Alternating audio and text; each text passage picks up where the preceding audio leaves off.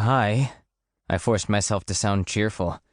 It was important to fit in with this church group and not look like I was just here for the free pastries, even though, let's admit it, I was.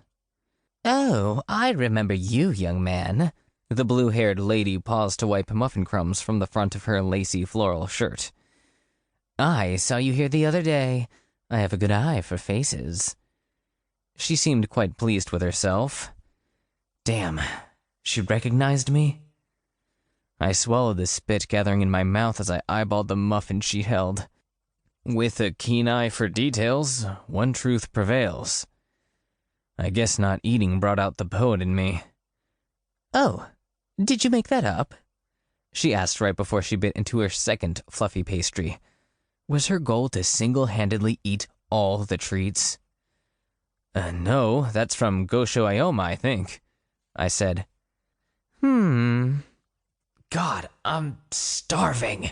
Just my luck, I'd been hijacked by Mary Poppins before I could grab a chocolate muffin and leave. My stomach growled loudly enough to be heard across the room. This is what I got for visiting the same damn church twice. I'd hoped nobody had noticed me last time I was here, and it would be safe. If I wasn't desperate, I wouldn't have come back. But the shelter I usually frequented had been vandalized and was closed. So here I was visiting with chatty Kathy. I eyed the group clutching their Bibles and interacting with each other, as if they actually enjoyed being here. What would motivate these people to give away their entire Saturday afternoon to reread the same lame verses they'd probably read 1,000,000 times over? I'm Polly. She held out her hand. And you are? About to eat the tablecloth if you don't stop talking and go away.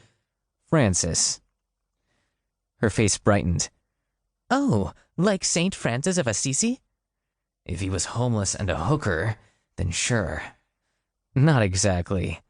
I attempted to smile, but my face felt tight as I eyed the silver coffee urn. Maybe if I inched over slowly, I could snag a cup. She put a hand to her lips as if telling me a secret.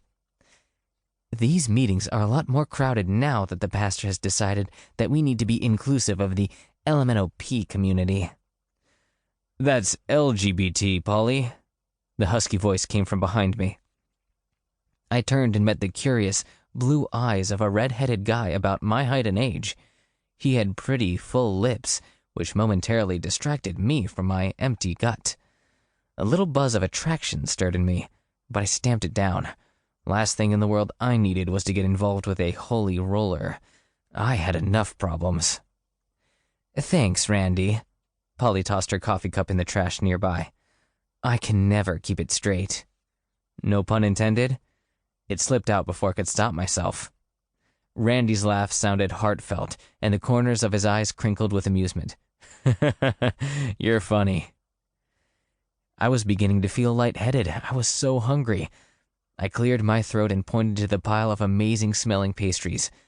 Mind if I grab a snack? Randy nodded and moved so I could get to the muffins. Of course. He grabbed a styrofoam cup and filled it with piping hot coffee. Do you drink coffee? It took everything I had not to grab the cup from his hand and guzzle it down. Yes, thank you. With slow, deliberate movements, I peeled the paper off the baked good and waited what I hoped was the appropriate amount of time before biting into it. Oh, Jesus. The first bite was sugary and warm, and I had to work really hard not to moan. How could a muffin taste this good? I don't know if Randy suspected how much I liked my snack or not, but a smile hovered on his lips as he watched me consume the treat. My mom makes those. She also makes a killer blueberry scone.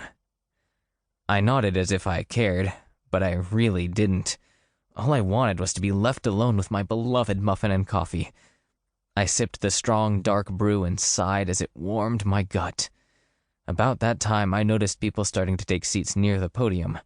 The long, dingy room was separated into two areas.